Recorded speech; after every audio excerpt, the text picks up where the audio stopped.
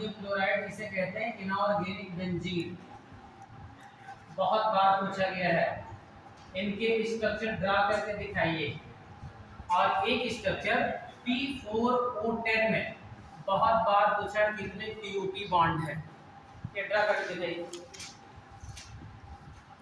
B2S6 बनाइए, B3Al2Cl6 का structure बनाइए। सब बनाना, अब सब कंडीशन में इसलिए मैं बना रहा हूँ, ये नहीं बताया गया होगा आई थिंक, इसीलिए मैं ये बताइए जरा। इनऑर्गेनिक बेंजीन B3N3S6, डाइबोरेन कहते हैं B2S6 और एल्युमिनियम क्लोराइड। तुरंत ड्रा करके दिखाइए।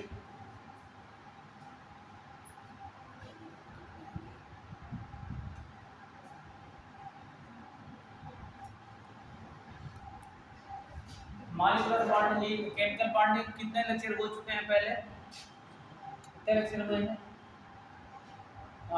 सुभाष सर पढ़ाते हैं ना, मेरे अलावा सौरभ सर। क्या क्या पढ़ाए हैं इससे पहले? केमिकल बॉन्डिंग बैलेंस ही बताए हैं। आउटर मोशन में ये इलेक्ट्रॉन होते हैं ना, बस मतलब 2-3 लेक्चर में इतना ही हुआ, लिखाया नहीं।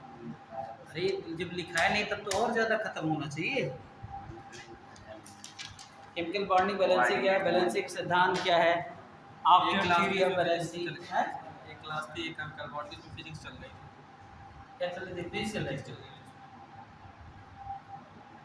चलिए पहले तो अगर इस पर हाइब्रिडाइजेशन कैसे निकालोगे, यदि स्ट्रक्चर बनाना है, स्ट्रक्चर बनाओगे तभी संकरण निकालना आता है। संकरण नाम सुना है ना, हाइब्रिडाइजेशन। अगर स्ट्रक्चर पे कमांड बढ़िया है तो संकरण अच्छे से निकालना सीख जाएंगे। बताइए इनऑर्गेनिक बेंजीन को, हाँ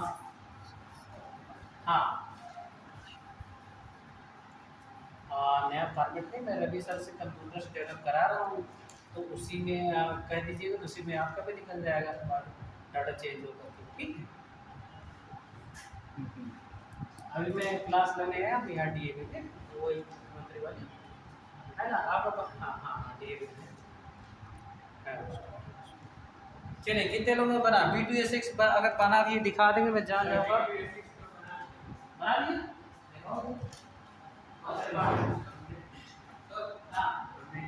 इस क्लास के नीट के लिए, तो नीट के लिए आपको जाना है।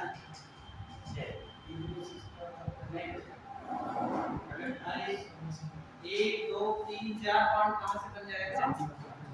बोरान के आउटर मोशन में कितने होते हैं? 3 है ना, ओवर डी ही शेयर कर सकता है ना। हाँ, इसीलिए मैं कह रहा हूँ कि डीप में पढ़िए थोड़ा सा, नहीं डीप में नहीं निकलेगा। ये स्ट्रक्चर बनाना नया है, इधर अब मैं बना रहा हूँ, आप ध्यान देखिएगा। और बहुत बार ये जो एग्जांपल दे रहा हूँ ना, बहुत बार आप देखिएगा सब नीट IIT पूछा हुआ है, इसमें कौन सा बॉन्ड पाया जाता है ना, देखिएगा। अभी आप लिखना बंद कर दीजिए, B2S6 को मैं ड्रा कर रहा हूँ। अब प्रॉब्लम कहाँ है देखिएगा। अच्छा बताइए, इसमें 2 बोरान दिखाई दे रहे हैं ना, 2 बोरान को हमने ये सेंट्रल एटम मान लिया। अच्छा बताओ, सेंट्रल एटम का चुनाव कैसे करते हैं पता है? जिसका साइज बड़ा होता है। क्या होता है? बोरान। अच्छा इसमें देखिए, बोरान और हाइड्रोजन में किसका साइज बड़ा है? बोरान का बड़ा है ना, तो इसे हम सेंट्रल एटम मानेंगे, है ना। अब इस पे हमको कितने हाइड्रोजन सेट करना है? 6, है ना। अब देखिएगा, यहाँ पे 2 सेट किया तो 2 यहाँ रखा। अगर बताइए असमान बंटवारा कर देंगे तो गड़बड़ हो जाएगा ना, किसी तरफ कम ज़्यादा तो हो नहीं सकता कि 4 इस पर कर दे, 2 इस पर कर दे ना, डिस्टर्ब हो जाएगा। इक्वल डिस्ट्रीब्यूशन होना चाहिए।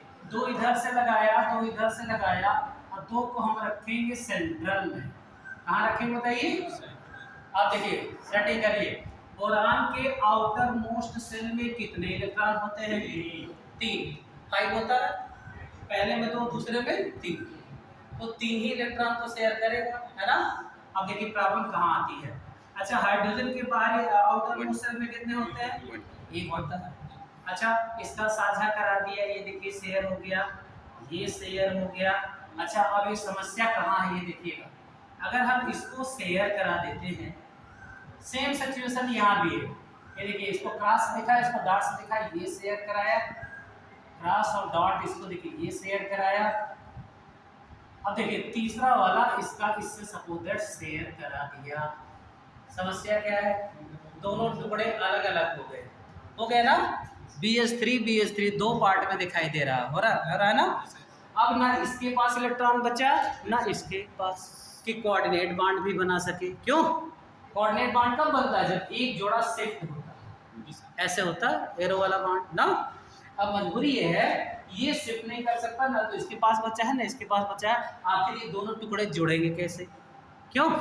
जबकि ज्वाइंट फार्मूला लिखा है B2H6 है ना, इसका मतलब एक फॉर्म में है, ज्वाइंट फॉर्म में है। तो कैसे स्ट्रक्चर ड्रा होगा ये देखिएगा।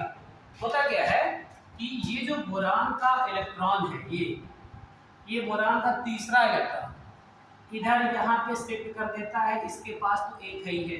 यहाँ देखिए ये बोरान का इलेक्ट्रॉन है, हल्का सा शिफ्टिंग वाला बांड के, ये मेरा तो ही है, तुम लेकर के, और ऐसे ऐसे मूवमेंट होता है। देखिए ऐसे और ये ऐसे, इसको कहते हैं बनाना बॉन्ड। केला दिखाई दे रहा है, केला जैसा बना हुआ। तो ये इस तरह के बांड देखिए कैसे ऑक्टेट कंप्लीट होता है इसका। इसीलिए जिन स्ट्रक्चर में प्रॉब्लम है, हाँ ब्रिज बॉन्ड, हाँ ब्रिज बॉन्ड भी बनता है, कोऑर्डिनेट बॉन्ड होता है एक, इसमें बनेगा एक bond coordinate bond, ionic bond होता है।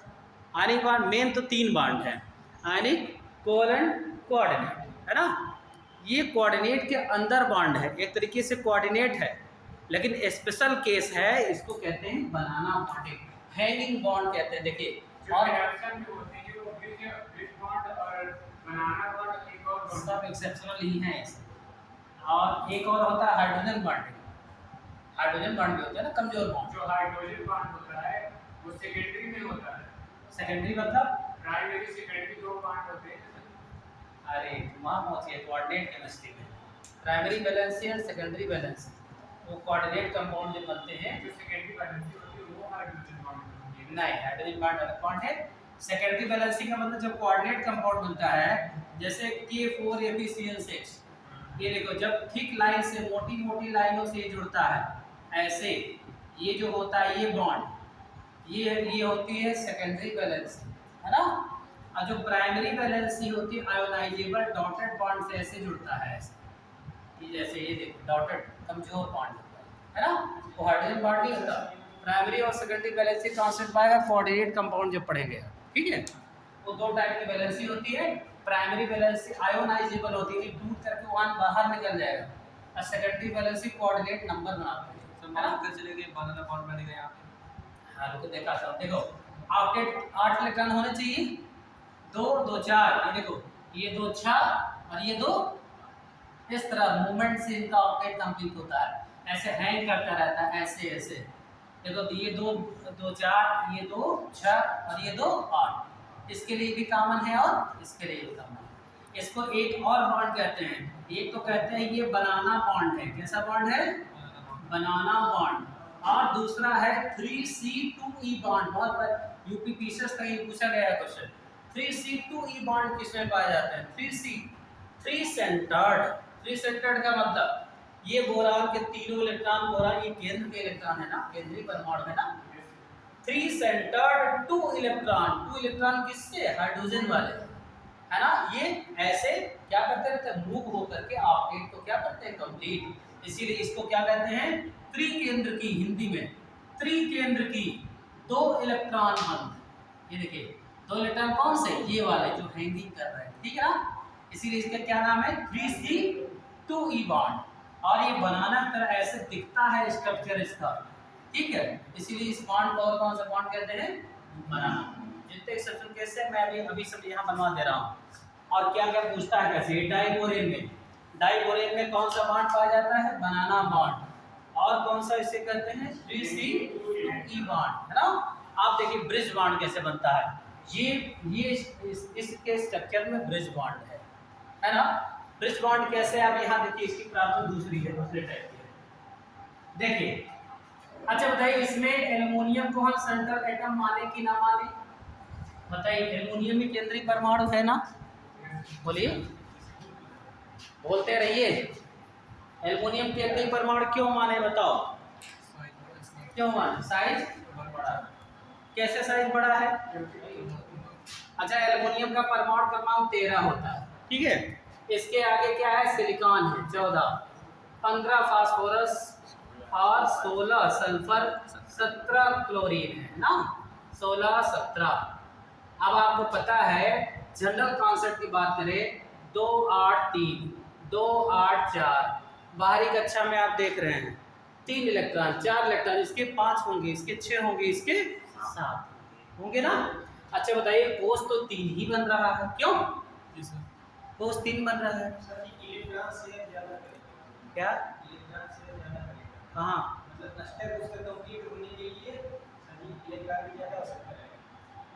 मैं बात क्या कर रहा हूँ? साइज की बात कर रहा हूँ। साइज का किसका प्रभाव पड़ता है? नहीं, एक तो जनरल किसी हाई स्कूल के बच्चे को समझाने के लिए आप बता सकते हो। अच्छा बताओ, घनत्व बराबर आप कहते हो ना, घनत्व बराबर द्रव्यमान बटे, ये बात करते हो ना, density equal to mass upon volume, है ना। अगर डेंसिटी बढ़ेगी तो वॉल्यूम छोटा होगा, सीधी सी बात है।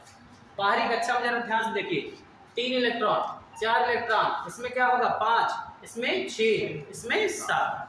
बाहरी कक्षा में इलेक्ट्रॉन का घनत्व क्या हो रहा है? बढ़ रहा है, डेंसिटी बढ़ रही है। अब घनत्व बराबर द्रव्यमान बटे आयतन, क्यों? तो आयतन जब घनत्व बढ़ेगा, डेंसिटी बढ़ेगी तो आयतन क्या होगा? कम होगा। इसका मतलब जब हम बाएं से दाएं मूव करते हैं पीरियोडिक टेबल में, तो साइज क्या होता है? धीरे धीरे घटता है ना, यानी एटम का साइज क्या होता है? घटता है। अब आप खुद सोच लीजिए, अब बताइए एल्युमिनियम बड़ा कि क्लोरीन बड़ा?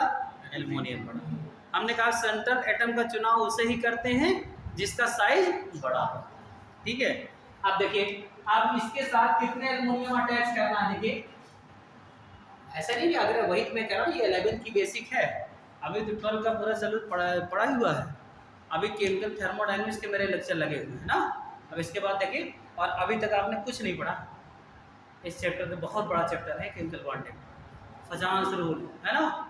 फजांस रूल पढ़ते हैं, सारे बॉन्ड, हाइड्रोजन बॉन्डिंग का कॉन्सेप्ट, हाइब्रिडाइजेशन, बॉन्ड ऑर्डर निकालना, मॉलिक्यूलर ऑर्डर थ्योरी, स्ट्रक्चर, है ना, पिरामिडल कैसे हो जाता है, वेस्पर थ्योरी, है ना। बहुत सारी चीज़ें बताइए, लेक्चरों की छुट्टी है ना। अगर वो लेक्चर ना, अब ये मेरा, अब इस लेक्चर में कितना बताइए कवर कर दूंगा, है ना। जबकि 5 लेक्चर, कितने लेक्चर लग चुके हैं मॉलिक्यूलर इसके? ये तीसरा है ना, तीसरे में तब भी ये पूरे स्ट्रक्चर तो बना ही जाने चाहिए पूरे, है ना। चलिए ट्राई। अब एल्युमिनियम बताइए, ये यहाँ सेट किया, यहाँ सेट किया, यहाँ सेट किया, यहाँ सेट किया, यहाँ सेट किया और यहाँ सेट किया, बराबर बंटवारा कर दिए। बताइए सेंट्रल एटम एल्युमिनियम के बाहरी कक्षा में बताइए कितने इलेक्ट्रॉन? 3 ही होते हैं ना, और ये 3 होते हैं ना। बताइए एल्युमिनियम की बाहरी कक्षा 1 2 3, और क्लोरीन के बाहरी कक्षा में कितने होते हैं? 7। इतना पता है ना आउटर मोस्ट सेल में, क्यों? आउटर मोस्ट सेल में 7 होते हैं, और ये मैं देखिए शेयर कर दे रहा हूँ। हाँ ध्यान से देखिए, बताइए इलेक्ट्रॉन शेयर होंगे तीनों एल्युमिनियम के। अब बताइए, फिर यहाँ प्रॉब्लम है कि ये दोनों AlCl3 के फॉर्म में दिखाई दे रहे हैं। किसके फॉर्म दिखाई दे रहे हैं? AlCl3। अब ये कैसे कनेक्ट होगा?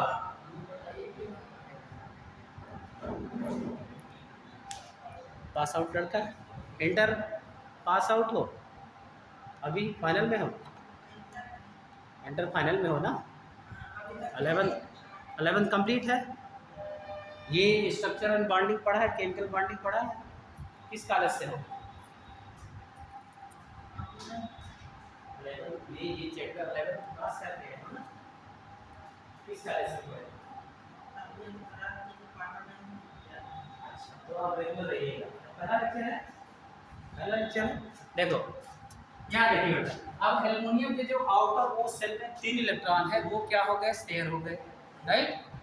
अब समस्या ये है कि ये दोनों फ्रेगमेंट कैसे कनेक्ट हो, सबका ऑक्टेट कंप्लीट होना है ना। अच्छा बताइए, क्लोरीन के आउटर मोस्ट सेल में, बाहरी कक्षा में टोटल होते कितने इलेक्ट्रॉन है? 7। 7 होते हैं ना? बताइए। अब यहाँ पे ये 7 हैं और ये देखिए ये 6 और ये हो गया 7 इलेक्ट्रॉन। देखिए ये है सिचुएशन, ये है ना। अच्छा यहाँ भी अब इनके सब 4 इलेक्ट्रॉन डाल दीजिए। 6 7, ये 6 ये 7 और ये देखिए ये 6 ये 7 ये 6 जी। अब देखिए अब यहाँ डेवलप होगा ब्रिज बॉन्ड, कोऑर्डिनेट बॉन्ड का रोल शुरू हो जाता है। अब देखिए ये कह रहा है एल्युमिनियम का ऑक्टेट कंप्लीट नहीं है, क्लोरीन का तो सारे क्लोरीन का अष्टक क्या है? कंप्लीट है ना। लेकिन एल्युमिनियम के बाहरी कक्षा में 2 2 4 2 6 ही रह गए ना, और इसको चाहिए कितना? 8 चाहिए ना। तो बताइए ये कहेगा मेरे पास तो है नहीं, तुम अपना एक जोड़ा हमारी तरफ शिफ्ट कर दो। क्यों? तुम्हारा भी काम चलिए, तुम्हारा तो है ही है, हम भी अपना काम लेके चला लें। ऐसे काम चलाऊं बांड को कौन सा बांड कहते हैं? कोऑर्डिनेट, है ना। एरो वाला जो बांड बनता है। क्यों? तो बताइए यहाँ देखो ये दे दिया, इसको कोऑर्डिनेट बांड बना लिया, ये एरो वाला यहाँ बन गया, राइट। अब यहाँ देखिए ये वाला क्लोरीन इसको दे दिया एल्युमिनियम को। अब बताओ ऑक्टेट कंप्लीट होने लगा, है ना। और ये देखो पुल जैसा बॉन्ड बन गया। कैसा बॉन्ड बन गया? इसीलिए इस बॉन्ड को क्या कहते हैं? Bridge bond. कौन सा बॉन्ड कहते हैं? ब्रिज बॉन्ड, है ना।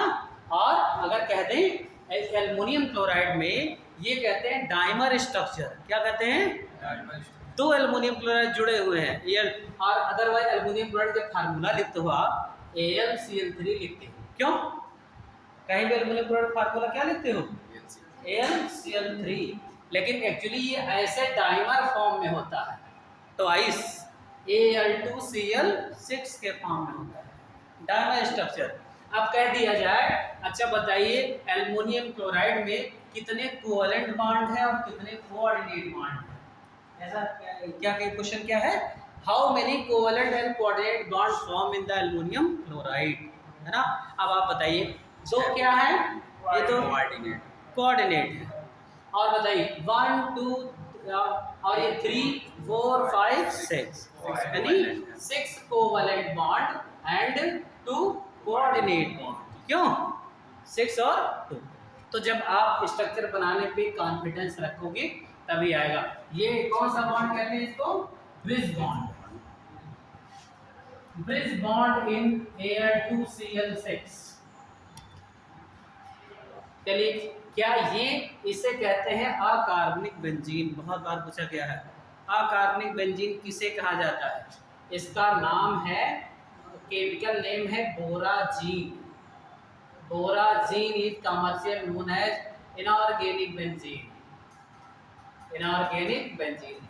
ट्राई करिए जरा इसके स्ट्रक्चर को ड्रा करने के लिए। कैसे बनेगा? B3N3S6 जस्ट लाइक बेंजीन, लेकिन अल्टरनेट BN पहले बनाइए बेंजीन की तरह।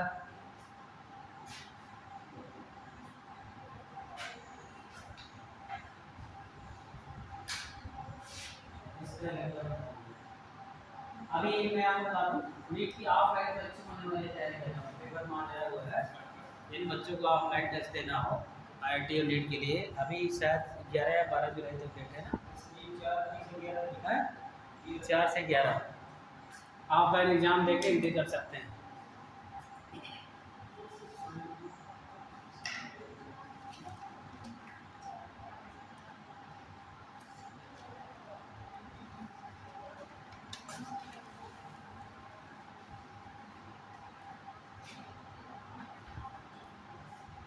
सर क्या करो स्ट्रक्चर B3N3S6 का इतनी दूर क्यों? B3N3 है, ये भी H की तरह दिख रहा है।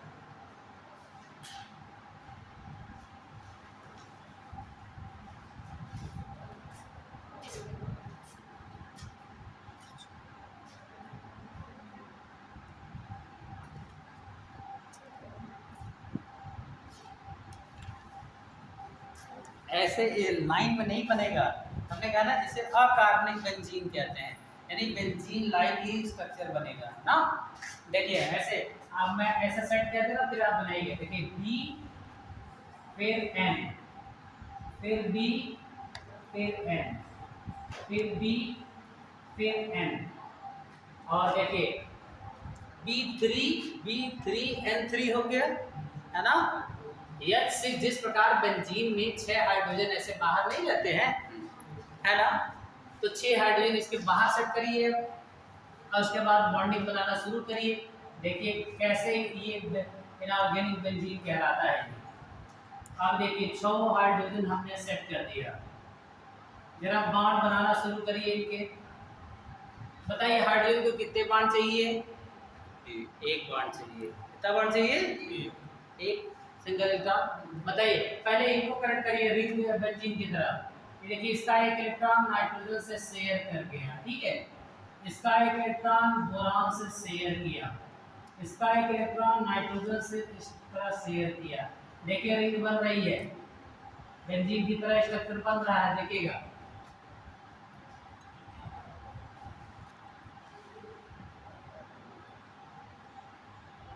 बताइए रिंग की तरह बना स्ट्रक्चर, देखिए बेंजीन रिंग की तरह बनना शुरू हो गया है ना। अब आपको सारे हाइड्रोजन कनेक्ट कर देने हैं। नाइट्रोजन के आउटर मोस्ट शेल में कितने इलेक्ट्रॉन होते हैं? 5। इतना तो बैलेंस से बढ़ा दिया ना। अभी नाइट्रोजन का कितना इलेक्ट्रॉन शेयर है? 2, है ना। तीसरा इलेक्ट्रॉन ये इसके साथ हाइड्रोजन के साथ ये बॉन्ड बना लिया, राइट।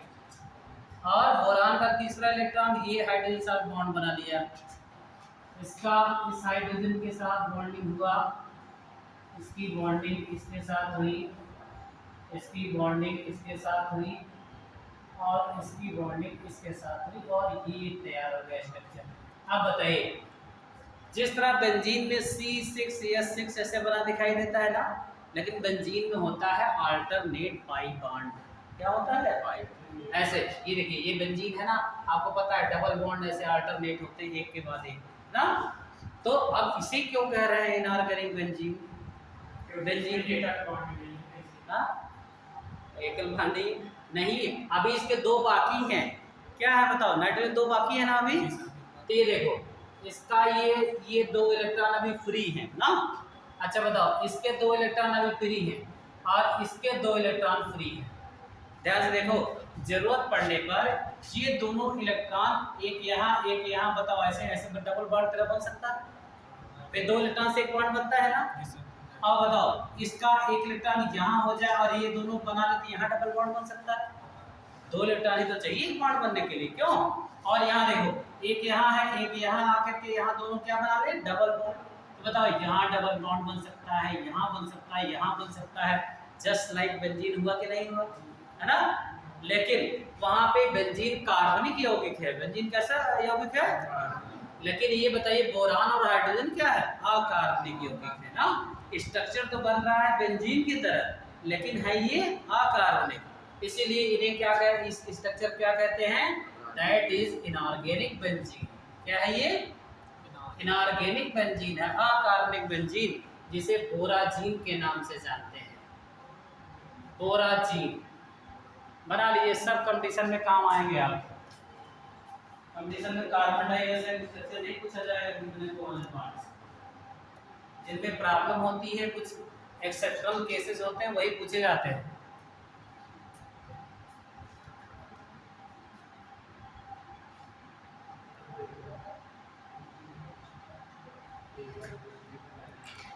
हाइड्रोजन बॉन्डिंग पढ़ लिया है अभी? नहीं ना। सिग्मा पाई बॉन्डिंग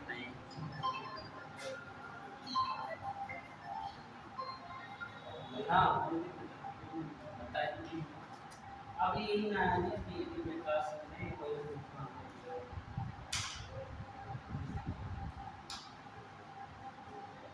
इसको कैसे चलाना?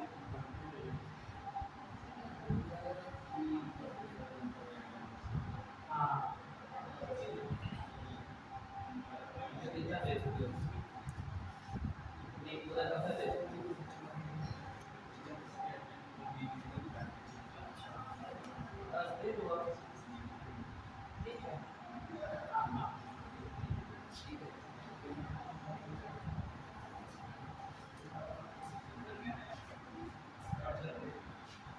इसका वर्णन क्यों लिखती है? ऐसा लगता है सोडियम अलग, क्लोरीन अलग। हाँ।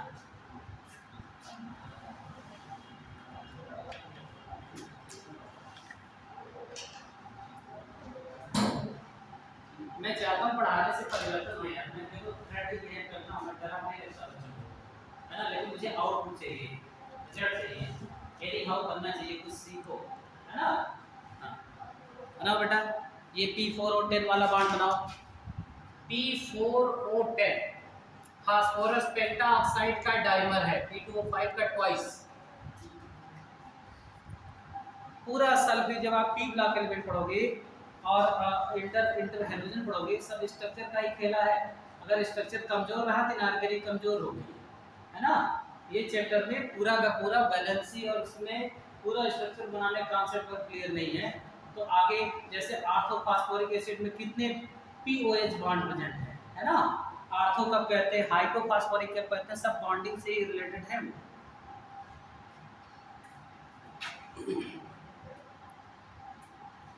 बना लिया P4O10, एकदम फुटबॉल टाइप का स्ट्रक्चर बनता है।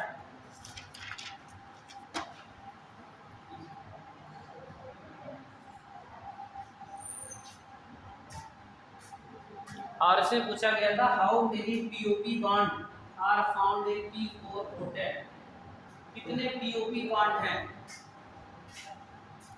POP का मतलब प्लास्टर ऑफ पेरिस मत समझिएगा, इसके बॉन्ड की बात कर रहा है, कितने POP बॉन्ड, ठीक है।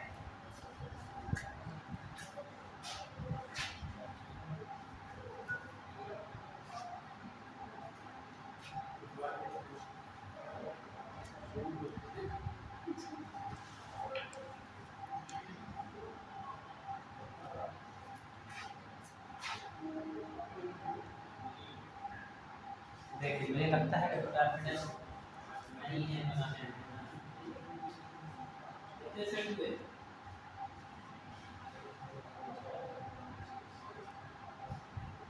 नहीं हो गया, ऐसे बनेगा। देखिए P4O10 स्ट्रक्चर में ड्रा कर रहा हूँ। देखिए ये सब केमिकल बॉन्डिंग के स्ट्रक्चरल केस हैं, समझिए। P ऐसे 4 फास्फोरस ऐसे पहले सेट कर दीजिए, ठीक है। P4 ना, अच्छा O10 बनाना है ना, एक यहाँ करिए, एक यहाँ, 3 2 और ये तीसरा, ये चौथा, ये पांचवा, छठा, ये सातवां, ये आठवां। अब देखिएगा कैसे बनता है ये, बिल्कुल फुटबॉल की तरह। देखिए आप इसको, अच्छा बताइए फास्फोरस के आउटर मोस्ट सेल में होता कितना इलेक्ट्रॉन है, 5 होता है ना। अच्छा ऑक्सीजन को चाहिए कितना, 2 चाहिए, है ना। ये देखिए ऐसे जोड़ते चले जाइए, पहले साइक्लाइज करते चले जाइए, ठीक है। आप देखिए इस फास्फोरस का इस ऑक्सीजन के साथ कनेक्शन,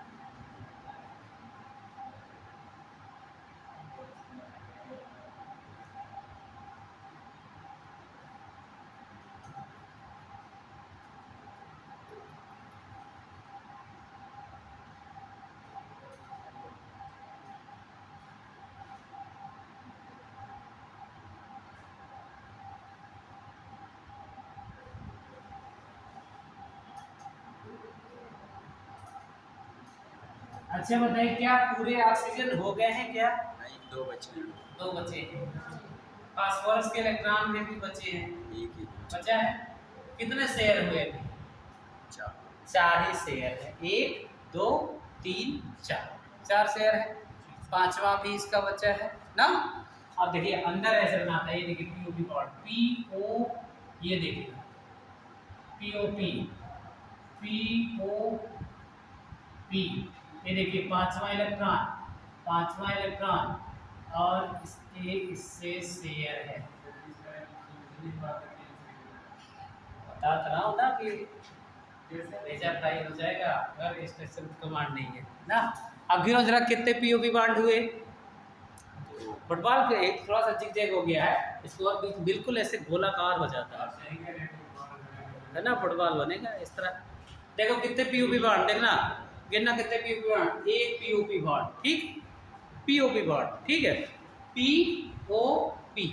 यही बॉन्ड नीट में पूछा था, how many POP bond present in P4 और 10, है ना। देखा एक, ये दूसरा पीओपी बॉन्ड, तीसरा पीओपी बॉन्ड, चौथा पीओपी बॉन्ड, 5वां पीओपी बॉन्ड, 6वां पीओपी बॉन्ड। कितने? 6 पीओपी पॉप बॉन्ड।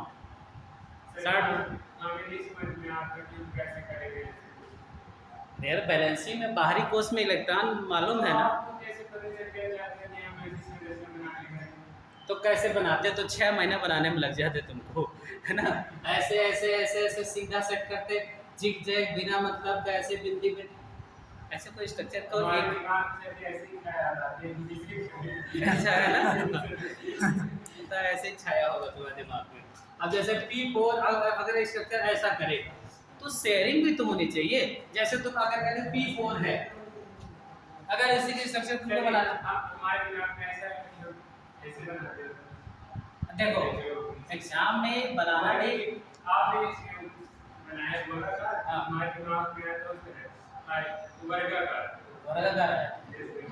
वर्गाकार वो जब मॉलिक्यूलर स्ट्रक्चर पढ़ोगे तो शेप और ज्योमेट्रियों की बात करता है।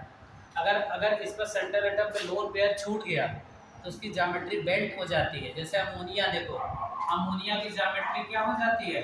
यूँ तो एक बार आईआईटी नीट में जब मेंस होता था रिटन एग्जाम, तो आया था कि मीथेन, अमोनिया और वाटर तीनों पर sp3 संकरण है। क्या संकरण है? sp3। लेकिन सबकी ज्यामिति अलग अलग है। इसका चतुष्फलकी, इसका पिरामिडीज और इसका वी आकार का हो जाता है। क्यों? है ना। इसकी व्याख्या वेस्पर थ्योरी से पूछा था। पहले आईआईटी मेंस हुआ करता था ना, तो लिखने के लिए आता, अब तो ऑब्जेक्टिव होने लगा दोनों, है ना। पहले जब मेंस हुआ करता था, रिटन हुआ करता था, इसको एक्सप्लेन करने के लिए आया था। इसके लिए आपको वेस्पर थ्योरी पढ़ना पड़ेगा। जैसे मीथेन का स्ट्रक्चर बनाते हो तो ऐसा बनता है, देखो ऐसा टेट्राहेड्रल। इस ज्योमेट्री को क्या कहते हैं? जिसको हिंदी में कहते हैं चतुष्फलकी। ऐसी ज्योमेट्री चतुष्फलकी। अब देखो कार्बन के चारों इलेक्ट्रॉन शेयर हैं, कोई भी सेंट्रल एटम पर लोन पेयर नहीं है ना।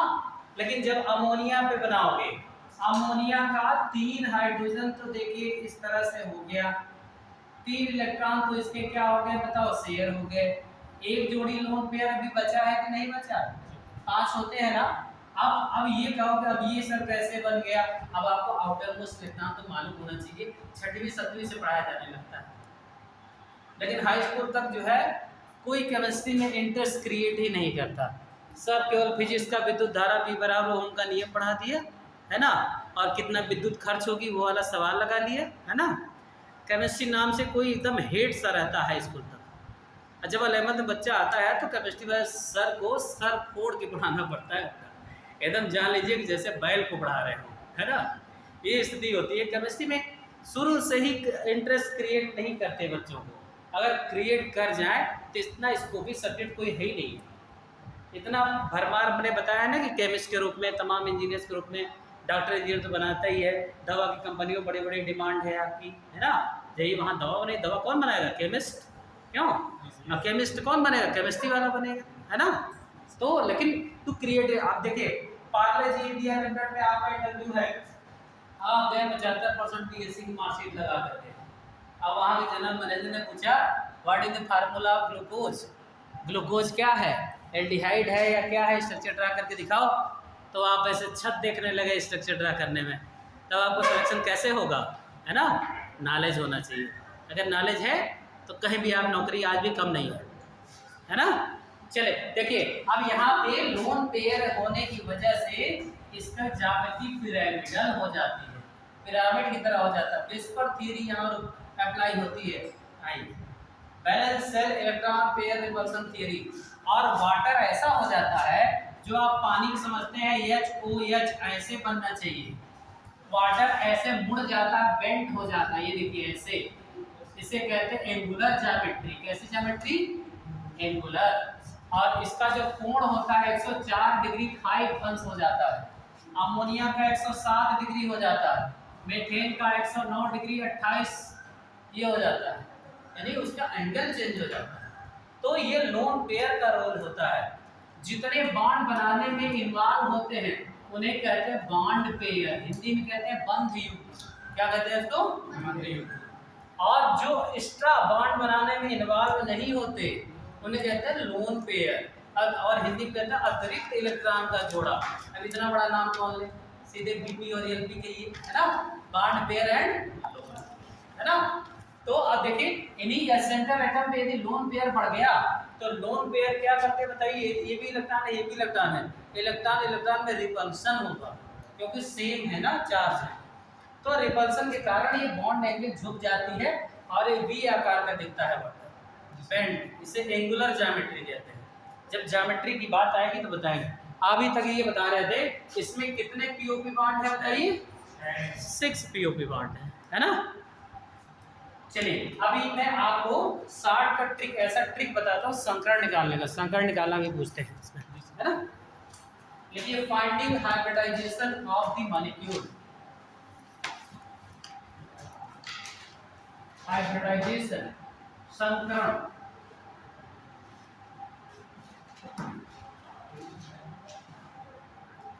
संकरण ज्ञात करना।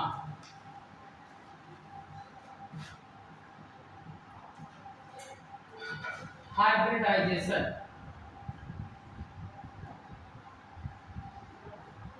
पहले नाम में, नाम से क्या मतलब है? हाइब्रिडाइजेशन, हाइब्रिड क्या है, और ये संकरण कहते किसको है? संकरण का मतलब क्या होता है? बोलिए। एक तो शंकर ये लिखा जाता है, भगवान जी है ना? वो भी जटिल है, क्यों? ये भगवान बड़े जटिल है ना, सांप वाप डाले रहते हैं, है ना? शंकर भगवान, है ना? और ये शंकर है, इस शंकर का मतलब मिलना। ये हाइब्रिड है ना? हाइब्रिड का मतलब मिली जुली प्रजातियां। जैसे धान में धान और गेहूं का क्रॉस करा, अलग अलग प्रजातियों का क्रॉस करा है ना, एक नई प्रजाति के जो है ऑर्बिटल उत्पन्न करना या स्पीसीज उत्पन्न करना। ये गोविंद नगर पंत यूनिवर्सिटी में क्या होता है? आप देखिए, खेत वेत कम होते जा रहे हैं ना, ऐसे बीज का प्रोडक्शन किया जा रहा है, ऐसे ऐसे प्लांट बनाए जा रहे हैं कि वो ज़्यादा से ज़्यादा पैदावार दे सके। तो उनके लिए प्रजातियों में क्रॉस कराया जाता है। क्या कराया जाता है? जैसे आपने मेंडल का नियम सुना होगा, प्रभाविता का नियम, स्वतंत्र अभ्यूहन का नियम, है ना? और एक और नियम दिया था, 3 लॉ ऑफ सेग्रीगेशन ऐसे समथिंग का, है ना? लॉ ऑफ डोमिनेंट, है ना? मटर के पौधे पर लाल और हरे नीले उस पर प्रयोग किया था उन्होंने ना, लाल और सफ़ेद। कहने का मतलब, जब 2 अलग अलग टाइप की वैरायटी का मिक्सअप करते हैं, उनका क्रॉसिंग कराया जाता है, तो एक उन्नत प्रकार की प्रजाति की जाति डेवलप होती है, एक उन्नत किस्म के ऑर्बिटल। जैसे आप देखिए, समाज में ही अगर आप अपनी कास्ट में शादी करते हैं तो जीन्स मॉडिफाई नहीं होता। अगर इंटर कास्ट मैरिज होती है तो जीन्स हमेशा आपकी पहली जाति से ज़्यादा मॉडिफाइड होगा, ज़्यादा बुद्धिमान होगा। इसका एग्जाम्पल हम BR अम्बेडकर साहब को देख लीजिए, है ना? क्रॉस प्रोडक्ट थे, है ना? आज भी जो समाज है, क्रॉसिंग ओवर कराने की बहुत ज़्यादा ज़रूरत है, यानी सेम जातियों में शादियाँ वादी नहीं करनी चाहिए, है ना? तो संकर का मतलब होता है प्रजातियों का जिनकी ऊर्जा लगभग सेम है, सेम एनर्जी के ऑर्बिटल आपस में मिल करके जो न्यू सेट ऑफ ऑर्बिटल बनाते हैं हैविंग इक्विवेलेंट एनर्जी। तो इस घटना को कहते हैं संकरण। और जो ऑर्बिटल आपस में मिक्सिंग करते हैं उन्हें कहते हैं संकरित कक्षक। क्या कहते हैं उनको? हाइब्रिड ऑर्बिटल्स ना। जैसे यस और आपको पता है एटॉमिक स्ट्रक्चर में आपने देखा है यस ऑर्बिटल क्या होता है, गोलाकार होता है, पढ़ा है ना। पी ऑर्बिटल क्या होता है, डमरू के या डंबल साइड होता है, डमरू के आकार का ना। और डी ऑर्बिटल होता है डबल डंबल, क्यों डबल डंबल साइड। और कहते हैं यह की आकृति बड़ी कॉम्प्लिकेटेड है, स्पष्ट क्लियर दिखाई नहीं ना। तो जब अब देखिए जैसे अब हाइड्रोजन समझिए संकरण का कॉन्सेप्ट कहां से आता है। जैसे ये हाइड्रोजन है और इसका न्यूक्लियस है, एक इलेक्ट्रॉन ये है। अब ये H2 बनना चाहता है, क्या बनना चाहता है H2 है ना।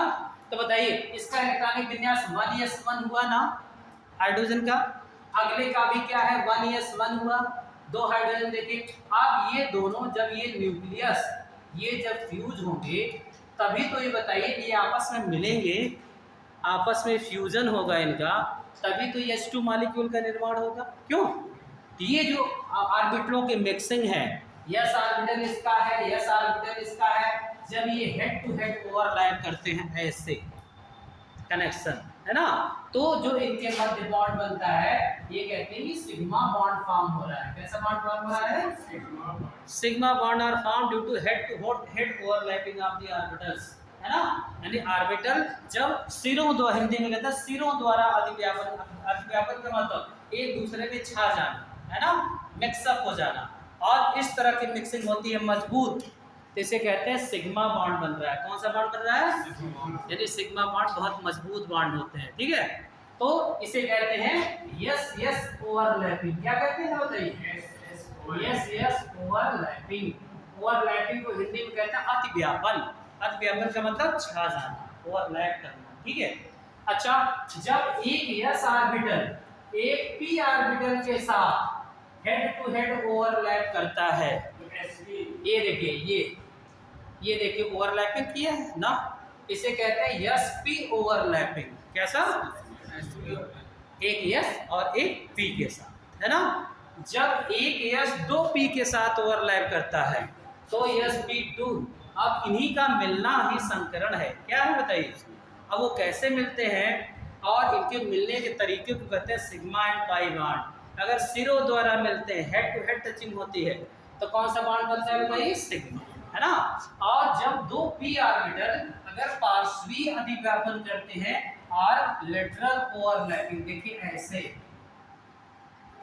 ये देखिए इनके किनारे टच करते हैं, ये देखिए इस तरह से जी, यानी कुछ यहाँ टचिंग कुछ नीचे बीच का एरिया खाली है ना, इसको कहते हैं पीपी ओवरलैपिंग। कौन सा ओवरलैपिंग, पीपी ओवरलैपिंग।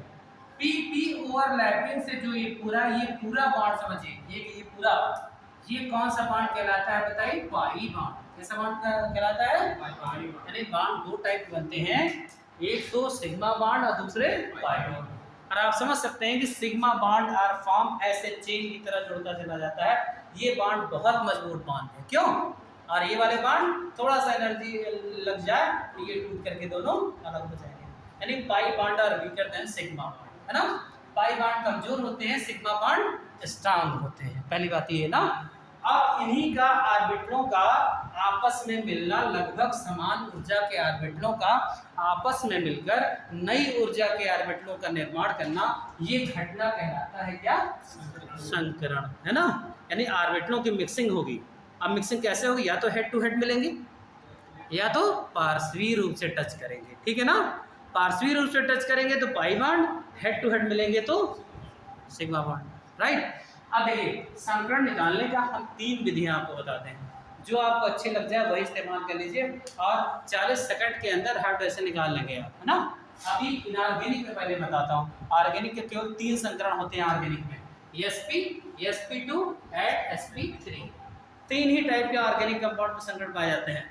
लेकिन इनऑर्गेनिक में sp, sp2, sp3, sp3d, sp3d2, sp3d3, 1 2 3 4 5 6 type के संकरण पाए जाते हैं इनऑर्गेनिक कंपाउंड, ठीक है। तो संकरण निकालने का फर्स्ट मेथड लिखिए और इजी वे मेथड लिखिए, ट्रिक मेथड लिखिएगा। अभी ट्रिकी अप्रोच, अभी स्ट्रक्चर पे ज़्यादा अभी कमांड नहीं है आपको।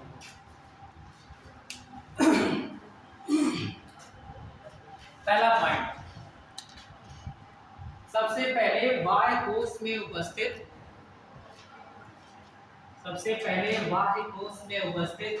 इलेक्ट्रॉन को जोड़ लेते हैं। बाह्य कोश में उपस्थित इलेक्ट्रॉन को जोड़ लेते हैं। First we add outer most electron of the element. First we add outer most electron of the element. सबसे पहले बाहरी कक्षा में जितने इलेक्ट्रॉन है उनको क्या करते हैं, जोड़ देते हैं। सेकंड पॉइंट, यदि यह योग 8 तक आता है, यदि यह योग 8 तक आता है तो इसे 2 से भाग दे देते हैं, देन डिवाइड बाय 2। इसे 2 से भाग दे देते हैं, 2 से भाग देते हैं। और यदि योग 8 से अधिक आता है, और यदि योग 8 से अधिक आता है तो 8 से भाग दे देते हैं। If addition product is up to 8, then divide by 2, and if greater than 8, then divide by 2 and divide by 8, है ना। और यदि योग 8 से ज़्यादा आता है तो उसे 8 से भाग देते हैं। थर्ड पॉइंट,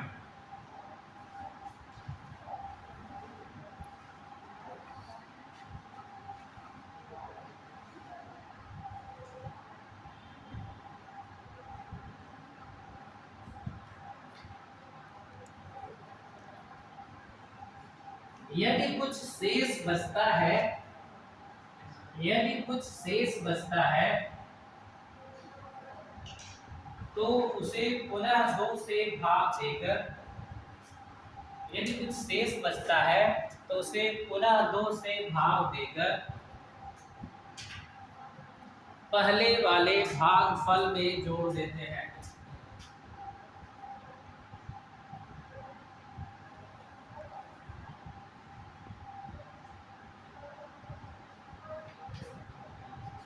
पहले वाले भागफल में जोड़ देते हैं।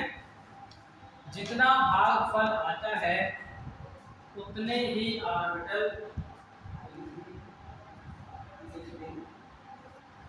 जितना भागफल आता है उतने ही ऑर्बिटल संकरण में भाग लेते हैं। उतने ही ऑर्बिटल संकरण में भाग लेते हैं, पार्टिसिपेट करते हैं। एग्जाम्पल में देखिए बहुत अच्छे तरीके से, फिर मैं आपको दूंगा करने के लिए ना। सबसे बेस्ट तरीका, सबसे इजी वे मेथड ना, इसमें टाइम बिल्कुल नहीं लगना है, बस केवल आपको आउटर मोस्ट सेल में इलेक्ट्रॉन केवल याद रखना है बस, ठीक है ना। कितना बड़ा हो, तुरंत 2 मिनट में आप अंदाज ऐसे बिना पेन उठाए संकट निकाल सकते हैं। सिर्फ याद क्या करना है, इनके बाहरी कक्षा में कितने आउटर मोस्ट में कितने इलेक्ट्रॉन, है ना। अच्छा बताइए, कार्बन, अब देखिए अप्लाई 3 नियम करते हैं। कार्बन के आउटर मोस्ट सेल में कितने इलेक्ट्रॉन, 4 होते हैं। हमने कहा कि इलेक्ट्रॉनों को लिख करके पहले ऐड कर लेंगे, है ना, राइट। देखिए ऑक्सीजन के आउटर मोस्ट सेल में कितने इलेक्ट्रॉन, 6 होते हैं, और इसमें डबल ऑक्सीजन है, 6 2 जा 12। क्यों, तो बताइए 4 प्लस 1 12, कितना ऐड आया बताइए, 16। हमने कहा 8 तक आता है तो 2 से डिवाइड करिए, 8 से ज्यादा आता है तो 8 से डिवाइड करिए ना। अब बताइए 16 डिवाइड बाई 8 कितना, रिमाइंडर कितना आ गया बताइए, 2 आया, 2 आया ना। एनर्जी तरीका, यानी इसमें एक यस और एक पी इनवाल्व होगा, 2 ऑर्बिटल, पहला कौन होता है यस और दूसरा पी। तो संकरण क्या हो गया, sp। बस इसी तरीका है ना। अब देखिए सब में रिमाइंडर वाला भी देखिएगा, अगर कुछ शेष बचा 2 से भाग देके पहले वाले भागफल में जोड़ देंगे फिर संकरण निकालेंगे, राइट। यहाँ देखिए अभी इनमें देखिए ऐसे आप लोग के कार्बन का आउटर मोस्ट सेल में 4, हाइड्रोजन का 4, ये 4 क्यों कर दिया, समझ में आया? हाइड्रोजन का आउटर मोशन में 1 होता है, लेकिन यहाँ इनकी संख्या नंबर क्या है 4, इससे 4 इलेक्ट्रॉन देगा ये ना। तो 4 4 कितना हो गया 8। हमने कहा यदि भागफल ये जो है ये एडिशन प्रोडक्ट 8 है, कितने से डिवाइड करना है 2 से। क्यों बताइए, 2 से डिवाइड कर दिया कितना आया 4। क्या हाइब्रिडेशन हुआ sp3। अब तीनों p इन्वॉल्व हो जाएंगे ना। बताइए मीथेन पे कैसा संकरण sp3। अमोनिया देखिए, नाइट्रोजन का आउटर मोशन में 5, हाइड्रोजन का 3 है ना। सबसे इजी तरीका, अगर स्ट्रक्चर बनाना ना भी आता रहे, हमने अगर केवल आउटर मोस्ट इलेक्ट्रॉन यदि जान जाए तो हाइड्रोजन निकालने के। ये 8 डिवाइड बाय 2 4 हाइड्रोजन sp3। पानी में देखिए ऑक्सीजन के आउटर मोशन में 6, हाइड्रोजन का 2 8 डिवाइड बाय 2 4। बताइए sp3। अब आगे देखिए रिमाइंडर वाला भाग वाला, इसी में आ रहा है एग्जांपल देखिएगा। सल्फर के आउटर मोशन में 6, ऑक्सीजन के आउटर मोशन में 6 6 2 जा 12। ये देखिए कितना आ गया 18। बताइए डिवाइड 8 से करेंगे, बताइए 8 से डिवाइड करेंगे तो पूरा डिवाइड होगा नहीं, 2 टाइम जाएगा पहले ना। पहला भागफल आया 2, शेष कितना बचा 2 है ना। शेष को फिर 2 से डिवाइड करके ये देखिए 1 आया, और इन दोनों को जोड़ दीजिए 2 + 1 3 यानी sp2। ये देखिए अगर कुछ शेष आ रहा है, रिमाइंडर बच रहा है, उसे तुरंत 2 से डिवाइड करके उसका जो रिजल्ट आएगा पहले वाले रिजल्ट में जोड़ दीजिए, है ना। तो जितना आ जाएगा, अगर 2 आता है sp, 3 आता है sp2, 4 आता है sp3, 5 आ जाए sp3d, 6 आ जाए sp3d2, क्यों 7 आ जाए तो sp3d3। इससे ज़्यादा हाइब्रिडेशन क्या थी नहीं इनऑर्गेनिक कंपाउंड में ना। तो अब बताइए SF4 में कहते हैं क्या आएगा, सल्फर का आउटर मोशन में 6 और इसके 7 4 जा 28 ना। बताइए कितना आया 34 है ना। कितने से डिवाइड करें 8 8 चौक 32 और 2 2 2 ये 1 4 + 1 5। क्या हाइब्रिडेशन आ गया sp3d आ गया ना। क्या आ गया 5 आ रहा है ना, ये हो जाएगा। अब इसको निकाल दिखाइए, अब आप लोग करके दिखाइए जरा, सब में निकालिए।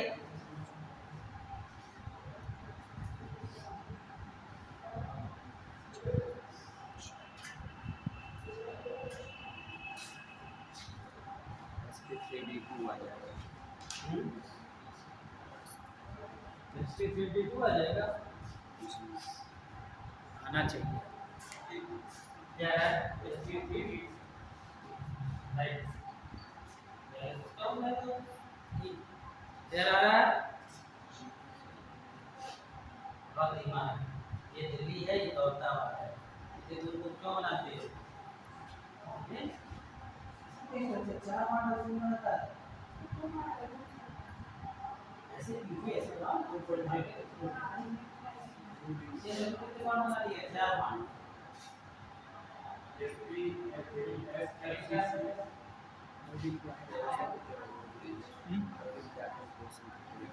ऐसे चप्पल होता है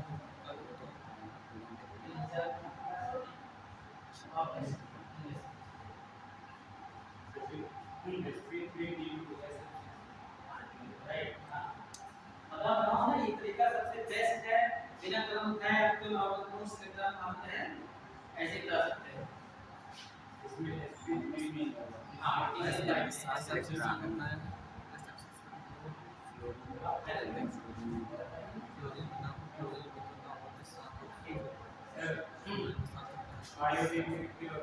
बेटा आयोडीन 7, अरे हेलोजन फैमिली है ना, हेलोजन फैमिली का आउटर मोशन में कितने होते हैं 7। तो हेलोजन फैमिली में कौन कौन है, फ्लोरीन क्लोरीन ब्रोमीन आयोडीन है ना, सब के आउटर मोशन पे 7 है। और जो FC लिखा है जिनन, जिनन क्या है इनर्ट गैस, कौन सी गैस है, और इनर्ट गैस के आउटर मोशन में होते हैं 8 इलेक्ट्रॉन है ना।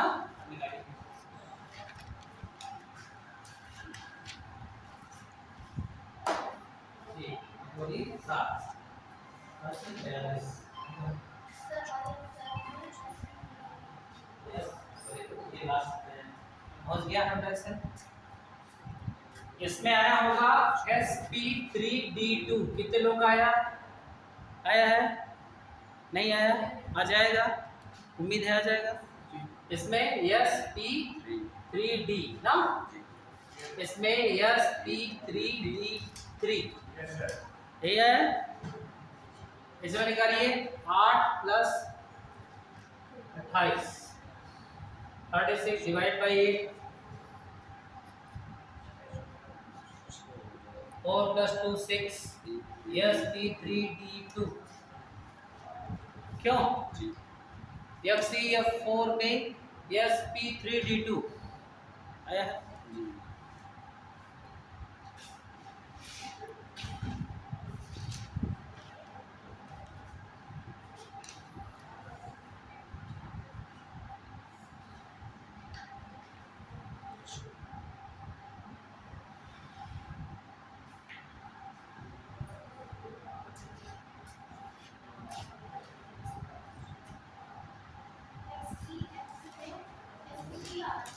किसमें? इसमें? हाँ हाँ sp3d नहीं, गलत है। ये 8 हो गया इसका, और 14 ये हो गया। ऐड करो जरा, 22 हो गया, डिवाइड बाई 8 8 2 16 6 22 हाँ 2 3 6 2 + 3 5 आएगा, तो हाइड्रोजन हो जाएगा sp3d। आ रहा है समझ में, है ना? FCF6 का निकालो, sp3d3 sp3d3 8 + 60 50 divide by 8 sp3d3 sp3d3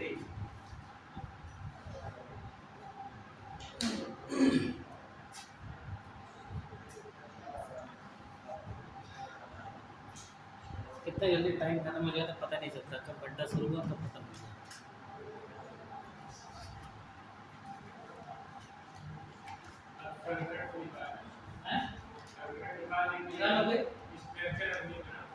हाँ, इसीलिए तो ये क्विक वाला अप्रोच बताया है। इसमें स्ट्रक्चर बनाना ना भी आता है तो भी निकाल लोगे। क्यों? केवल क्या चाहिए इसमें? आउटर मोस्ट इलेक्ट्रॉन चाहिए, है कि नहीं? अगर उस पर कमांड ना हो, रुको मैं बताता हूँ कि इसमें उसमें आएगा तो स्ट्रक्चर में बॉन्ड आएगा, मुझे कितने टाइप के पीयूपी बॉन्ड है, क्या है, कैसे है ना। हाँ, तो उसके लिए बहुत लेक्चर लेना पड़ेगा ना, पूरा कोऑर्डिनेट बॉन्ड और बैलेंस ऑक्टेट थ्योरी पढ़ाना पड़ेगा आपको, है ना। चलिए देखिए कैसे, आप बताइए पॉजिटिव और नेगेटिव चार्ज वालों का बता देता हूँ। देखिए इससे कैसे बढ़िया से निकल जाता है। जैसे CO3 2 - NH4 + CH3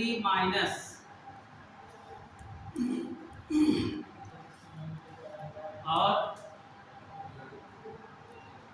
H2SO4 एक न्यूट्रल भी बता रहा हूँ। जैसे और बड़ा कंपाउंड हो तो कैसे निकालेंगे ना। अच्छा एक बात बताइए, ये जो माइनस चार्ज है ये 2 इलेक्ट्रॉन है ना, 2 इलेक्ट्रॉन कहीं से क्या है, आए हैं। क्यों? तो इन इलेक्ट्रॉन को हम क्या कर देंगे, ऐड कर देंगे। क्या कर देंगे? बस इतना ही काम करेंगे, बाकी सारा मेथड ऐसे ही। बताइए कार्बन का आउटर मोस्ट शेल में कितने चार्ज लेते हैं, और 6 3 18 लेते हैं, 2 माइनस चार्ज है, ऐड कर दें ना। अच्छा बताइए माइनस वाला ऐड करें तो प्लस वाला क्या करेंगे, माइनस कर देंगे, बस इतना ही है। उसके बाद बताइए कितना, और बताइए +2 कर दें। +2 क्योंकि अब बात समझ में आ रही है, क्योंकि 2 इलेक्ट्रॉन आया है, नेगेटिव चार्ज है ना। तो बताइए 24 डिवाइड बाई 8 3 आया, मींस हाइड्रोजन sp2। क्या कितना आसान, चाहे पॉजिटिव हो, नेगेटिव हो, न्यूट्रल हो, सबका निकल गया है इस मेथड से ना। केवल कॉम्प्लेक्स पे फेल होता है, कॉम्प्लेक्स का कोऑर्डिनेट पढ़ाएंगे, जिसे पढ़ाने का मौका मिला तो इसको अलग पढ़ाएंगे। उसमें बैलेंस बॉन्ड थ्योरी और 2 थ्योरियाँ, क्रिस्टल फील्ड थ्योरी, है ना, तमाम थ्योरियाँ यूज होती हैं। यहाँ देखो जरा नाइट्रोजन के बाहरी कक्षा में 5 हाइड्रोजन का 4 -1 क्यों किया समझ में आया? 1 + 4 से राइट ना।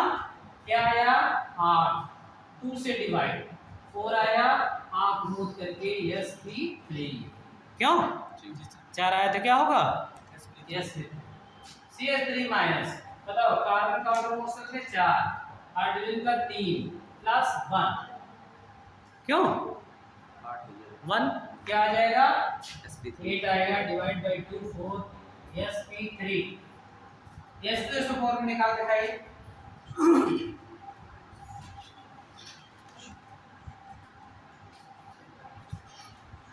हाइड्रोजन का 2 सल्फर का 6 6 चौक 24 ऑक्सीजन का आ रहा है 32 डिवाइड बाय 8 4 आया।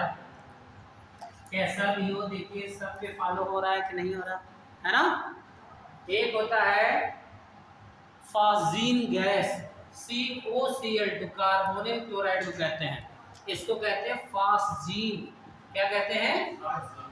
एक होती है फास्फीन, फास्फीन दलदल से निकलती है PH3 फार्मूला होता है फास्फीन का, और एक होती है फास्जीन, ये क्लोरोफॉर्म के ऑक्सीडेशन से बनती है। दोनों मिसाइलें होती है, ज़्यादा मिसाइलें फास्जीन होती है, COCl क्लोरोफॉर्म से बनती है ये ना। क्लोरोफॉर्म का ऑक्सीडेशन करते हैं, क्लोरोफॉर्म को ज़्यादा अगर सूंघ लिया तो मर भी सकता है आदमी, है ना। लाइट में ऐसा रिएक्शन कर जाता है और यही गैस बन जाती है, और ये फेफड़े में जाती है, फेफड़े को डिस्ट्रॉय कर देती है, नर्वस सिस्टम ब्रेक डाउन कर देती है ना। तो ये फास्जीन है, और ये होम सिग्नल के लिए यूज होती है फास्फीन। जैसे जहाज घर लौट रही है, अंधेरा कोहरा है घना, आंधी आएगी समुद्र में, इसको डिब्बे में भर करके और एसिटिलीन के साथ ऐसे डिब्बे में सुराख करके पानी में फेंक देते हैं। विलास बहुत तेज चमक क्रिएट करती है दूर से, है ना। कितने बजे है? ठीक है, आज 5 बजे, अभी तो 4:30 बज रहा है। कितना बज रहा है? मेरी क्लास कितने बजे तक है? 5 बजे। अभी 5 नहीं बजे, चलो ठीक है। देखिए आप देखिए क्वेश्चन कैसे आते हैं इसमें।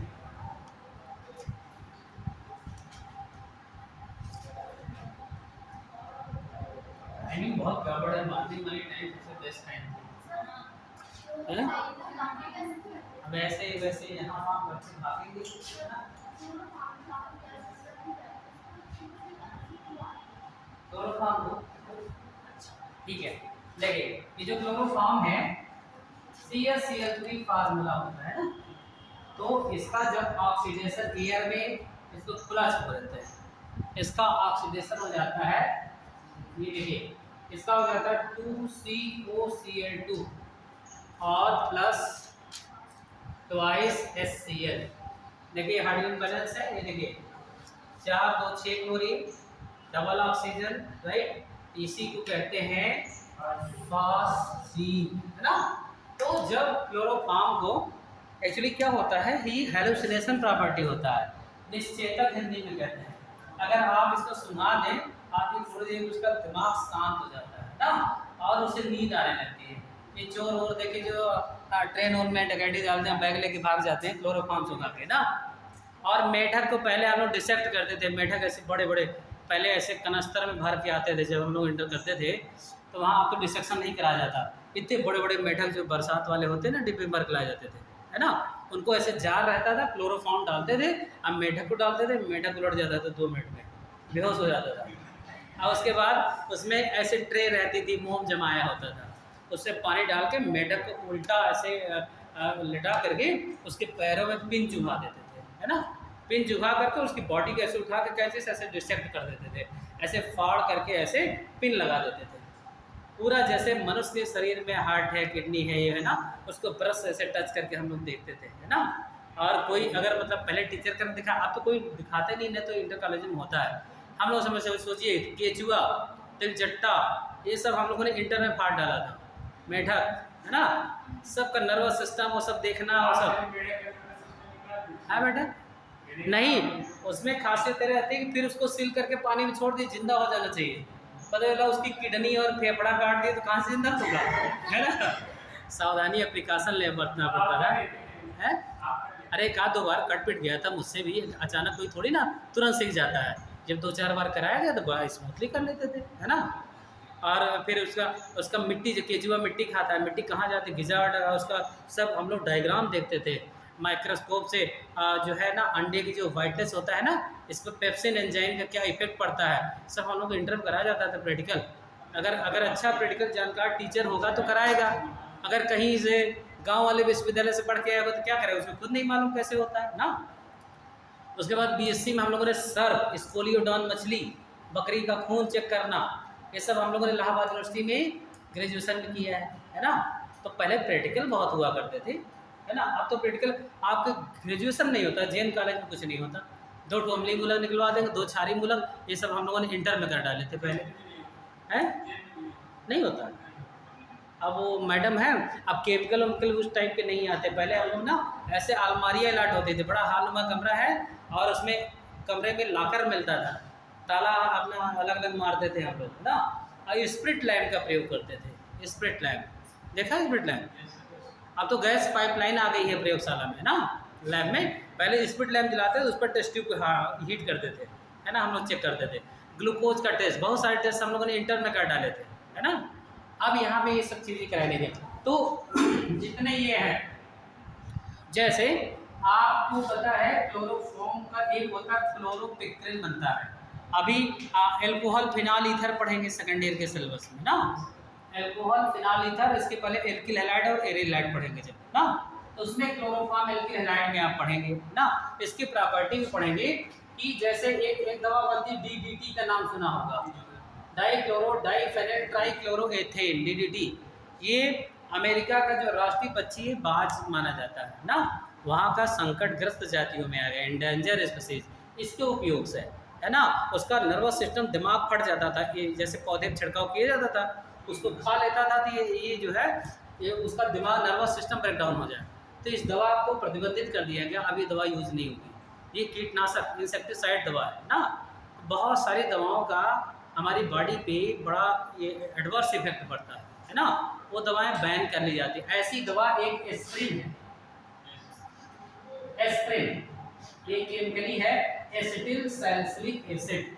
आप फिनाल वाले चैप्टर में पढ़ेंगे, अगर मुझे ऑर्गेनिक पढ़ाने मिला तो सब दवाओं के नाम। और आपको पता है केमिस्ट्री में एवरीडे लाइफ के 11 सिलेबस में है, 11th में दैनिक जीवन का रसायन चैप्टर है, लेकिन कोई नहीं पढ़ाता। 10-12 क्लास की दवाएं हैं, आधा झोला से आप डॉक्टर बना देते हैं यदि हमें पढ़ाने का मौका मिल जाए, है ना। एंटीबायोटिक, एनाल्जेसिक, एंटी हिस्टामिन, बहुत सारी दवाइयाँ हैं, है ना। ये जो एस्प्रिन है ये पहले जब मेडिकल स्टोर पे आती थी बहुत बढ़िया काम करती थी, किसी को अगर हार्ट अटैक होने वाला हो, और ये दवा खिला दीजिए, इससे खून को पतला कर देगी, ये दवा में खासियत थी, है ना। और हार्ट आपका ब्लॉक होने से बच जाएगा। लेकिन इस दवा का बहुत ज़्यादा साइड इफेक्ट ये था कि लोग जैसे अब किसी का एडवांस डिस्प्रिन आने लगा है, आप डिस्प्रिन के जानते सर दर्द में करते हैं, और डिस्प्रिन यदि घोल करके पिए तो बहुत जल्दी इफेक्ट करती है ना, जल्दी सर दर्द आपका कम हो जाएगा ना। लेकिन ये जो दवा थी ये एंटीपायरेटिक यानी ज्वरनाशी भी थी, बुखार भी उतारती थी, हार्ट अटैक रोकती थी, मल्टी टैलेंटेड काम था इस दवा का। लेकिन खास बात ये थी प्रेग्नेंट वोमेन के चाइल्ड पे, अगर कोई महिला प्रेग्नेंट है, उसका जो चाइल्ड ग्रोथ हो रहा होता है बॉडी में, उसमें उसकी आंतों में अल्सर क्रिएट कर देता था, यानी प्रेग्नेंट वोमेन के चाइल्ड को बहुत ज़्यादा नुकसान पहुंचाती थी। इसीलिए ये दवा मेडिकल स्टोर पर बैन कर दी गई। अब ये दवा डॉक्टर की विशेष प्रिस्क्रिप्शन में मिलेगी, अदरवाइज ये मेडिकल स्टोरों पर उपलब्ध नहीं है। आज भी जाएगी एस्प्रिन दे दो, एस्प्रिन आपको नहीं देगा, है ना। डिस्प्रिन मांगोगे डिस्प्रिन मिल जाएगा, है ना। तो हर दवा का एक साइड इफेक्ट भी होता है ना। तो उसी तरीके से ये जो क्लोरोफॉर्म इत्यादि निश्चेतक है, तुरंत आपके नर्वस सिस्टम को एकदम सुप्त कर देंगे, ऐसा लगेगा कि आप एकदम मस्ती में हैं, है ना। ऐसे कभी कभी एक जो है आप इसी चैप्टर में एक हिप्नोटिक मेडिसिन क्लोरीटोन, क्लोरोफॉर्म से बनता है क्लोरीटोन, है ना। उस दवा के एक टेबलेट यदि आपको खिला दें और आप दिन भर ऐसे ऐसे झूमते रहोगे, आपके अंदर जो भी बातें हैं दिल में छुपा के बैठे हो, जैसे हिप्नोटिक वालों को देखा नहीं है, ऐसे ऐसे करते हैं, बंद कमरे में ले जाते हैं, बताओ तुमने क्या क्या किया, है ना। ये दवा खिला दी जाए क्लोरीटोन, तो तुम्हारे दिल की बात बाहर निकाल के रखते हैं, है ना। आप अपने में नहीं रहोगे, है ना। जो आदमी पूछेगा, इंस्पेक्टर पूछेगा आपने क्या क्राइम किया है, पूरे जीवन की बातें आप उगल दोगे, है ना। तो ऐसी ऐसी दवाएं हैं क्या क्लोरोफॉर्म के लिए ऐसी कौन सी कराते हैं सभी क्लोरोफॉर्म हल्का निश्चेतक है, ये मेढक वेढक जैसे आपको 1-2 घंटे बेहोश किया उसके बाद आपका सामान लेके चंपत हो गए, है ना। इससे ज़बरदस्त निश्चेतक, जब आपको जानते हैं जब हार्ट का ऑपरेशन किया जाता है, हार्ट का, है ना, पाइप डालते हैं ना उसमें हार्ट की फंक्शनिंग के लिए, है ना, 7-7 8-8 घंटे का ऑपरेशन होता है, मेजर ऑपरेशन जब होता है, ये नहीं काम करता। इससे तो मेढक भी थोड़ी देर बाद उछलने लगता था ट्रे में, है ना, अगर अच्छा डोज नहीं मिला उसको तो, है ना। और इसमें ये है, इसको वायु में खुला नहीं छोड़ना चाहिए। क्लोरोफॉर्म के लिए प्रिकॉशन है कि रंगीन बोतलों में भर के ले आइए और अंधेरे में रखिए, मुंह तक भर के रखिए और थोड़ी सी मात्रा में एल्कोहल मिला दीजिए, इथेनॉल। इसका काम क्या है, क्लोरोफॉर्म के ऑक्सीडेशन को रोकना, नेगेटिव कैटालिस्ट है। क्या है, यानी जो ऑक्सीडेशन होकर के ये जहरीली गैस बनने वाली थी, अगर क्लोरोफॉर्म डाल देंगे इसके बनने की दर धीमी हो जाएगी। एक तो ये काम है। दूसरे, क्लोरोफॉर्म एयर के साथ जैसे मिलता है, अगर वायु में खुला छोड़ दिया, ऐसे लाइट दिखा दिया तो तुरंत ऑक्सीजन से क्रिया करेगा, ये गैस बनने लगेगी और ये गैस बन गई तो क्लोरोफॉर्म से बहुत ज़्यादा जहरीली है, आपके नर्वस सिस्टम को ब्रेक डाउन कर देगी, है ना। आप मर भी सकते हैं अगर अच्छी डोज में सूंघ लिया इसको, है ना। इसीलिए क्लोरोफॉर्म को रंगीन बोतलों में मुंह तक भर के ले आते हैं, उसमें एयर घुसने का चांस नहीं होता। एक बार निकाल लिया फिर उसको भर करके तुरंत एयर टाइट बॉटल में रख दीजिए। ये है क्लोरोफॉर्म की सावधानी का तरीका, है ना। तो जितनी दवाइयाँ हैं वो साइड इफेक्ट बहुत डालती हैं बॉडी में, है ना। तो ऐसे इसीलिए कहते हैं ना, वो वाली होम्योपैथिक खाइए, है ना। होम्योपैथिक ऐसा लगता है मन का संतोष केवल है, मैं दवा खा रहा हूँ, साइकोलॉजिकल उसका इफेक्ट मुझे आज तक समझ में आया ज़्यादा, है ना। लेकिन सोचिए उस पर भी वो दवाएं अधिशोषण के सिद्धांत पे काम करती हैं। चीनी की गोलियां हैं, उस पर एल्कोहल में डिप कर दी जाती है। अब आप होम्योपैथिक गोलियां खाइए तो उसमें देखिएगा, अगर जीभ पे 2 बूंद चुआ दिया जाए अजीब सा आता है ना, जैसे गैस उस टाइप के बन जाता है ना। तो ये एल्कोहल में डुबा के बनाई जाती है। अगर आप ऐसे एल्कोहल ना पी रहे तो होम्योपैथिक दवा खाते तो एल्कोहल जरूर पी लेंगे आप, है ना, चाहे थोड़ा बहुत ही पीजिए आप, है ना। तो एथेनॉल मिश्रित दवाइयाँ होती हैं, क्योंकि शुगर एथेनॉल में घुलता नहीं है। अगर बताइए पानी में अगर ये चीनी वाली गोलियां घोल दी जाए तो क्या हो जाएगा, शरबत बन जाएगा उसका, है ना। इसीलिए उनको एल्कोहल में डिप करके रखते हैं। एल्कोहल में शुगर डिजॉल्व नहीं होता, इसीलिए कहा जाता है जो लोग शराब पीते हैं, अगर डायबिटीज़ के मरीज हैं तो वो लोग शराब ना पिए तो बहुत बेहतर है। नहीं तो डायबिटीज़, एक तो डायबिटीज़, नहीं तो सोने पर सुहागा हो जाएगा, उनकी चीनी घुलेगी ही नहीं बॉडी में और सीधा ब्लड में आने लगेगी। अब ब्लड में आया तो वही कंडीशन क्या है, डायबिटीज़ है ना। 0.3% रक्त में इसकी ग्लूकोज की मात्रा होनी चाहिए। अगर 1 से 5 के रेंज में आ गई तो प्री डायबिटिक, 5 से 10 के रेंज में आ गए प्योर डायबिटिक, फिर इसमें इंसुलिन का इंजेक्शन ही लगवाना पड़ेगा। और 1 से 5 के रेंज में है तब तो दौड़ करके फिजिकल एक्सरसाइज से आप शरीर से पसीना निकाल के ग्लूकोज को क्या है ऑक्सीडाइज करके शरीर से पसीने के रूप में आप कंट्रोल कर सकते हो, है ना। और उस पर अगर एल्कोहल लेना शुरू किया तब आपके लिए और डेंजरस हो गया, है ना। हाँ, अगर आपके घर में चाय वाला सब छोड़ देते हैं ना, आलू खाना, चावल खाना, चीनी खाना, डायबिटीज वाले सब क्या कर देते हैं, छोड़ देते हैं, है ना। लेकिन सोचिए जब यही छोड़ देते तो एनर्जी कहाँ से आएगी उनकी बॉडी में एनर्जी भी देगी, कार्बोहाइड्रेट सोर्स ऑफ एनर्जी, है ना। इसका मतलब ऐसे व्यक्तियों को फिर देना पड़ता है प्रोटीन का हाई डोज, है ना। हाँ,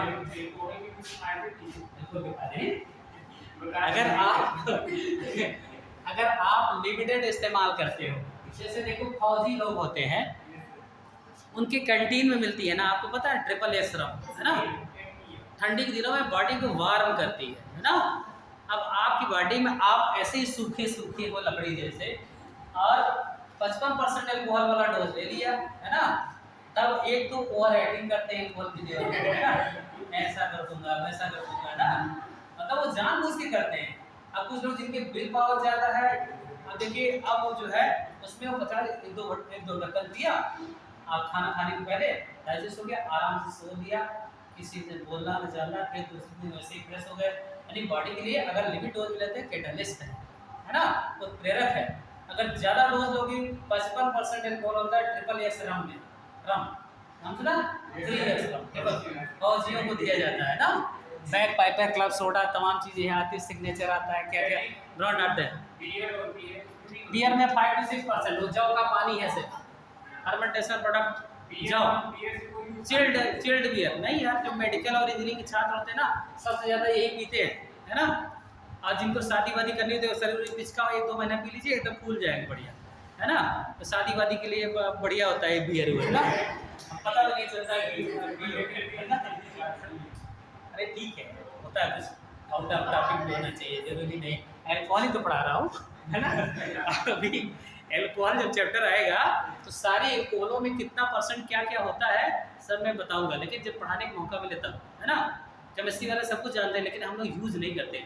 जानते हैं कि हाई डोज ऑफ अल्कोहल अगर एक्स्ट्रा डोज लेते हैं इंजूरियस फॉर लीवर, आपका लीवर नर्वस सिस्टम सब चला जाएगा धीरे धीरे। शुरू में होश नहीं होता आदमी, जोश ज़्यादा होता होश कम, है ना। तो फिर लेने लगता है, फिर आदत हैबिचुअल हो जाता है, फिर क्या करता है धीरे धीरे उसका लीवर डैमेज होने लगता है।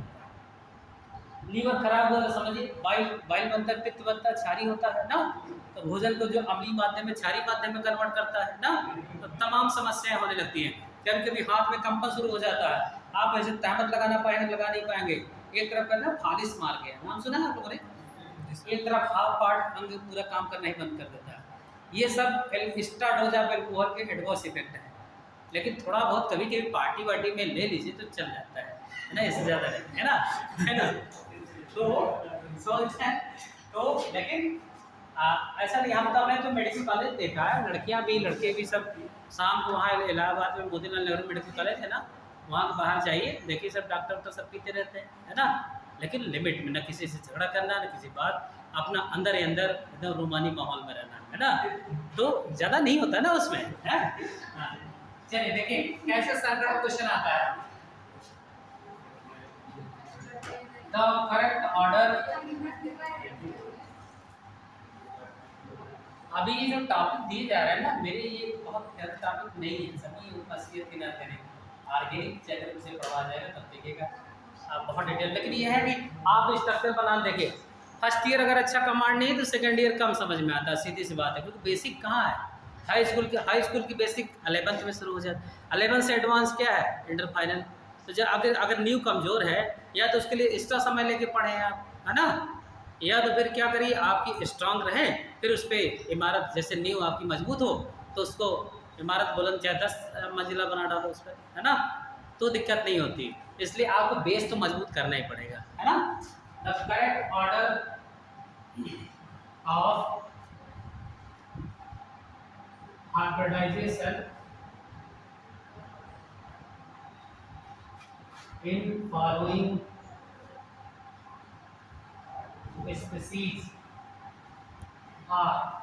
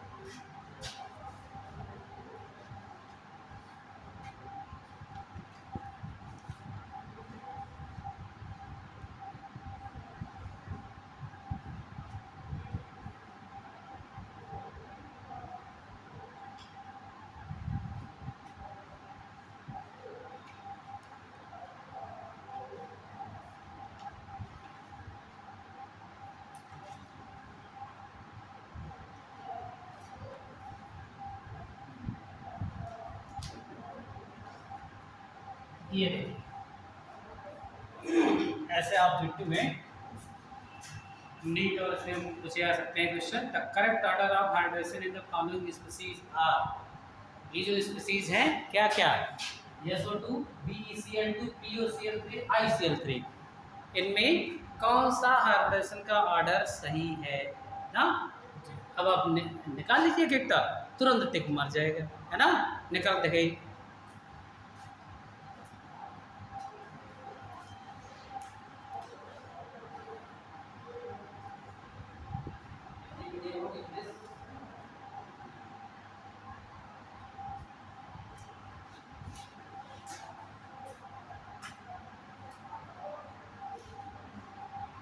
संकरण का सही क्रम क्या है?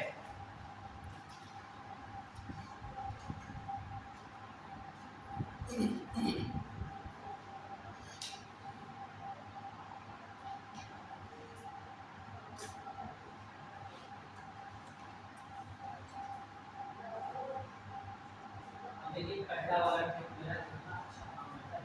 जल्दी से निकाल, है ना।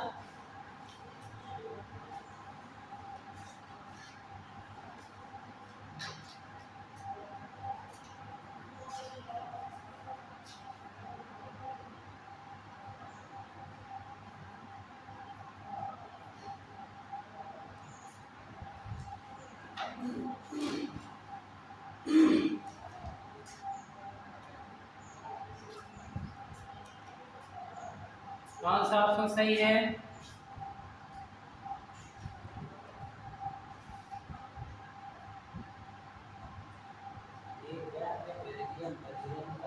पहला सही है सर।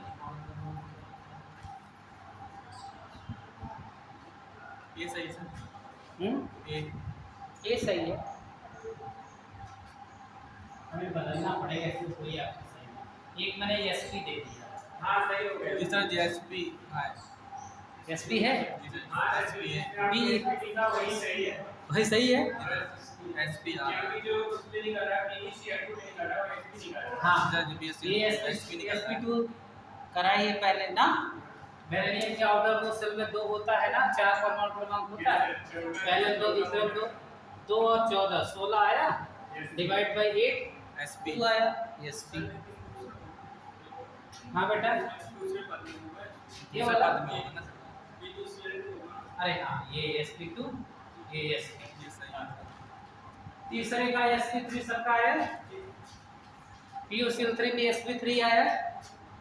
फास्फोरस का कितना 5, ऑक्सीजन का 6 और 21, 32 डिवाइड बाय 8 4 आया, SP3, है ना। ये 3 मिल गए, अब इसका निकाल लीजिए आप, SP3D।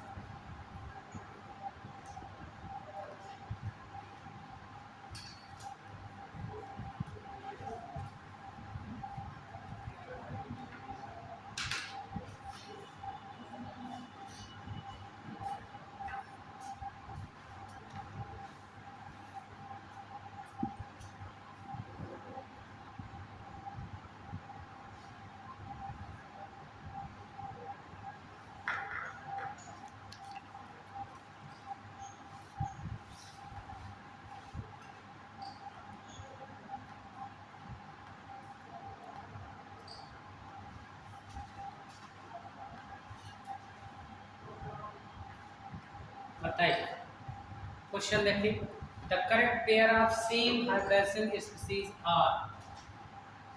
ऐसा पेयर चुनना है जिनका दोनों जोड़ों का संकरण सेम,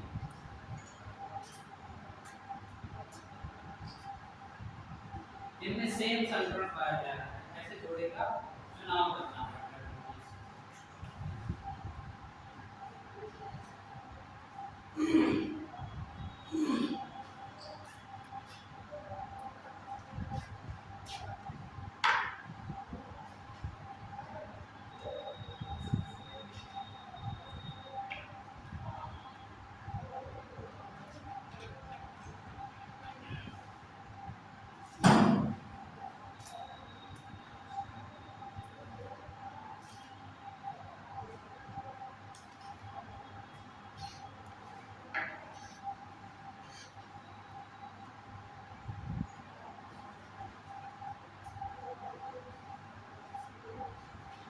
कहाँ पढ़े बेटे, स्कूल का नाम क्या है? स्कूल गए नहीं क्या? सवेरे कितने? और साथ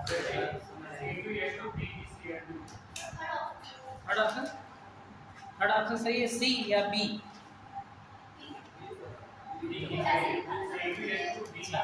ए बी सी डी इस तरह, बी बी आंसर राइट है ना? सबका बी आंसर राइट है? Yes right answer. देखिए 4 होते हैं, 8 इसका, 2 हाइड्रोजन का, 10 हुआ, 8 से डिवाइड एक बार गया, 2 से बचा, फिर से एक बार डिवाइड, 1 1 2 यस राइट ना? इसका एस पी निकाला ही है सामने ना, दोनों में एस पी हाइड्रोजन है, इसलिए यही पेयर सही है ना।